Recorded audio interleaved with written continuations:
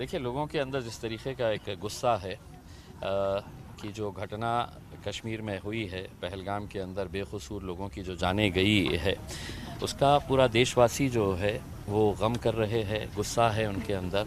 और वो गुस्से का इजहार हम किस तरीके से कर सकते हैं, तो हमने कम से कम सरकार को एक पैगाम देने के लिए कि हम इसका एहतजाज कर रहे हैं, हम इसकी मुखालिफत कर रहे हैं, विरोध कर रहे हैं जो कुछ भी हुआ है, और हुकूमत से यही अपील कर रहे हैं कि अब वक्त आ गया है कि ऐसे कितने बेकसूर और लोगों की जानों का और इंतज़ार करते रहेगी हुकूमत। कुछ ना कुछ ठोस कदम उठाने की ज़रूरत है। इसलिए पार्टी के अध्यक्ष बैरिस्टर असदुद्दीन अवैसी साहब ने एक आह्वान किया था, उन्होंने एक अपील की थी लोगों से कि अपने गुस्से का इजहार करने के लिए आज जुमे की नमाज में जाते वक्त वो काली पट्टी लगाकर जाए, ताकि हुकूमत तक हमारा गम और हमारे गुस्से का जो मैसेज है वो सरकार तक पहुंच सके। मूळ मुद्दा आहे, जी घटना घडली त्याचा पण निषेध तुम्ही करणार आहात की केवळ सरकारच्या सगळ्या या भूमिकेचा निषेध तुम्ही कराल, म्हणजे काय नेमकं? स्वाभाविक आहे की जेव्हा आपण निषेध करतो तर आम्ही सरकारचा निषेध ही करत आहे, आणि जे घटना घडलेली आहे त्याचा निषेध ऑलरेडी आम्ही केलेला आहे। क्रांती चौक छत्रपती शिवाजी महाराजांच्या पुतळ्याच्या जवळ आम्ही पाकिस्तानचा झेंडा जाळलेला आहे। आम्ही आतंकवादच्या विरोधात, पाकिस्तानच्या विरोधात, ISIच्या विरोधात आम्ही नारेबाजी केलेली आहे। हे एक सिम्बॉलिक जेस्चर आहे।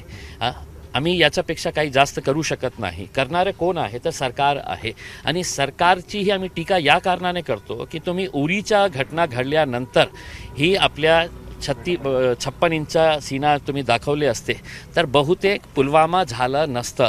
आणि पुलवामाच्या नंतरही तुम्ही काय केलं तर मीटिंग्स केले, ऑल पार्टी मीटिंग बोलवली, भाषणं केले, लोकसभामध्ये आपली पीठ थपथपवली की आम्ही किती चांगलं काम केलेलं आहे 370, आणि आपला स्वतःचं कौतुक करताना तुम्ही हे विसरलं की शेजारच्या देशांनी तुमच्यावर पुन्हा हल्ला करण्यासाठी काय काय षडयंत्र रचले होते। आणि हे आज जे षडयंत्र रचलेले आहे, एक प्रश्न उपस्थित येतो की काश्मीरमध्ये आपण सर्व लोक जेव्हा जातात तर काही अंतरावर तुम्हाला दर काही अंतरावर तुम्हाला आर्मीचे जवान तिथे लाखोंच्या संख्येने आर्मी तिथे उपस्थित आहे, टँकर्स आहे, सगळं काही तिथे मौजूद आहे।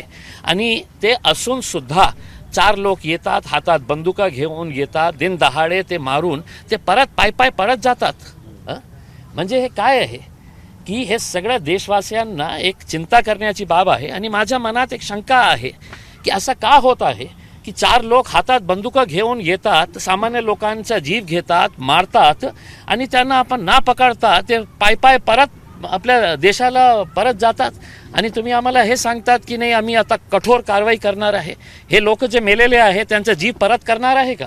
नरेंद्र मोदी साहेब, अमित शाह साहेब, आम्ही तुम्हाला प्रश्न विचारते, ते कुणाचेही आई होती, भाऊ होते, पिता होते, त्यांचा जीव परत मिळणार आहे का? नाही मिळणार आहे। आता कारवाई करून काय साध्य करणार आहे तुम्ही? आणि इतका उशीर का लावत आहे? आता बस करा हे भाषणं, आता बस करा हे ऑल पार्टी मीटिंग्स, आणि बस करा हे आपले जे स्वतःचं कौतुक करत आहे ना वारंवार आपण की आम्ही हे चांगलं केलं, ते चांगलं केलेलं आहे। आता ॲक्शन मोडमध्ये या। पाकिस्तानला धडा शिकवण्याची वेळ आहे? नाही, पाकिस्तान धडा शिकवण्याची आता वेळ नाही आहे, खूप अगोदर होती ती वेळ।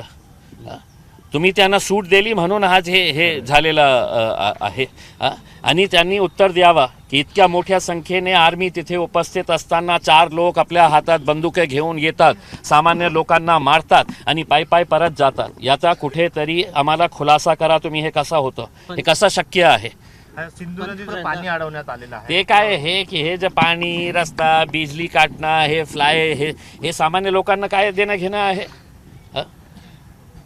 जे लोक मेलेले आहे, तुम्ही वारंवार आमच्यावर हल्ला करत आहे, आणि तुम्ही आम्हाला फक्त हे दाखवण्यासाठी की आम्ही हे केलं आहे, आम्ही पेपरवर जे ॲग्रीमेंट्स आहे ते पेपरवर ॲग्रीमेंट केलेले आहे, ते रद्द करत आहे तुम्ही। पेपरवर जे ॲग्रीमेंट आहे ते रद्द करतात। काय उल्लू समजते का देशवासियांना तुम्ही? काय दाखवण्याचा तुमचा प्रयत्न काय आहे की बघा आम्ही काय काय करत आहे, आम्ही पाणी हे करत आहे? सामान्य लोक कोणी असू द्या, आम्हाला फक्त उत्तर हे पाहिजे की जे लोकांचा जीव गेलेला आहे त्यांना न्याय कशा प्रकारे तुम्ही देणार आहे। पंतप्रधान ने नोट कहा है कि आतंकवादी और उनके आकाओं पर सख्त से सख्त कार्रवाई होगी। त्यांचं भाषण ऐका, उरीच्या नंतर काय होतं?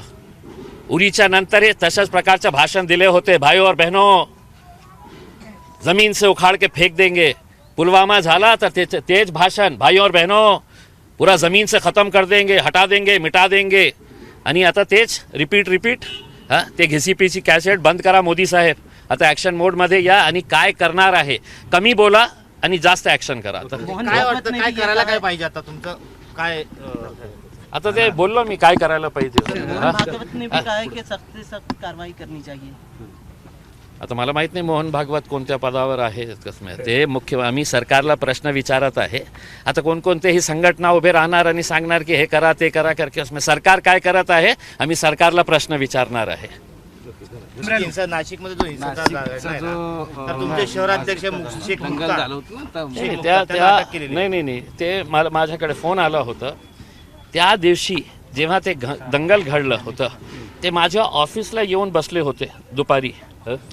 ते माझ्या कामासाठी आणि त्याचं CCTV फुटेज आम्ही काढत आहे. आणि पोलिसांना, नाशिक पोलिसांना मी विनंती करतो की तुम्ही त्यांचं लोकेशन मोबाईलच्या आधारावर किंवा CCTV फुटेजच्या आधारावर तुम्ही हे काढून बघा की ते आमचे पार्टीचे जे अध्यक्ष होते ते कुठे होते करके. फक्त ते MIMशी संबंधित आहे आणि कोणालाही आपल्याला उचलून जेलमध्ये टाकायचे असेल तर मी नाशिक पोलिसांना हात जोडून विनंती करतो. त्या दिवशी तो माणूस, मी महाराष्ट्राचा अध्यक्ष या नात्याने खूप जबाबदारीने तुम्हाला सांगतो, त्या दिवशी माझ्या ऑफिसमध्ये ते बसलेले होते आणि पोलिसांनी त्यांना अरेस्ट करताना फक्त त्याचं मुस्लिम नाव आहे म्हणून अरेस्ट न करता तुम्ही त्याचं लोकेशन कळवा की कुठे होतं ते. मोबाईलच्या टॉवरचं लोकेशन घ्या त्याच्या आणि CCTVच्या फुटेजच्या आधारावर, आणि ते तिथे सापडले असेल तर नक्की त्याच्यावर कारवाई करा. आम्ही हे त्याच्यामध्ये काही बाधा आणणार नाही आहे. पण चुकीच्या लोकांना तुम्ही ज्यांचा काही दोष नाही आहे त्यांना फक्त जेलमध्ये टाकत असेल तर आम्ही नाशिक पोलिसाची निंदा करत आहे. ABP माझा, उघडा डोळे बघा नीट.